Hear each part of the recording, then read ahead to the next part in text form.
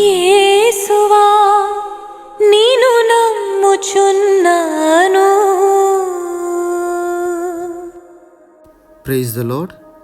విభూది బుధవారం తరువాతి శుక్రవారము. ఈరోజు మన ధ్యానాంశము ఉపవాసం నుండి ఉపసంహరింపకు అంటూ ప్రభు మనకు పిలుపునిస్తూ ఉన్నారు. ఉపదేశకుడి గ్రంథము 3వ అధ్యాయము 1 నుండి 8 వచనాలలో ఉపదేశకుడు మనకు బోధించినట్లుగా ప్రతి కార్యానికి ఒక సమయం కలదని తెలియపరచబడినట్లుగా ఈ మన ధ్యానాంశంలో ప్రభు మొదటి విషయంగా ఉపవసించడానికి ఒక సమయం కలదు అని తెలియచేస్తూ ఉన్నారు.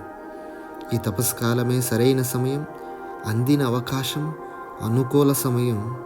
మన ఉపవాసం ద్వారా ఆయన మన కొరకు అనుభవించిన శ్రమలలో పాలు పంచుకునేటువంటి గొప్ప భాగ్యమని తెలియచేస్తూ ఉన్నారు. రెండవది, నీ ఉపవాసం ఏదో నీవే నిర్ణయించుకో అంటూ ప్రభు మనకి 2 చక్కటి అవకాశాలను ఇక్కడ అందిస్తూ ఉన్నారు.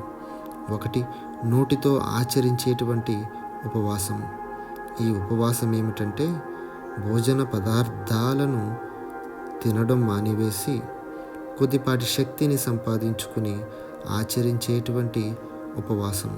దీనివల్ల ప్రయోజనమైతే ఉంది, కానీ అంత పెద్ద ప్రయోజనమైతే పెద్దగా కనిపించదు. రెండవది, హృదయంతో ఆచరించేటువంటి ఉపవాసం. ఇది ఏ విధంగా ఆచరించాలి అంటే చెడు కార్యాల నుండి నిన్ను నీవు ఉపసంహరించుకోవాలి.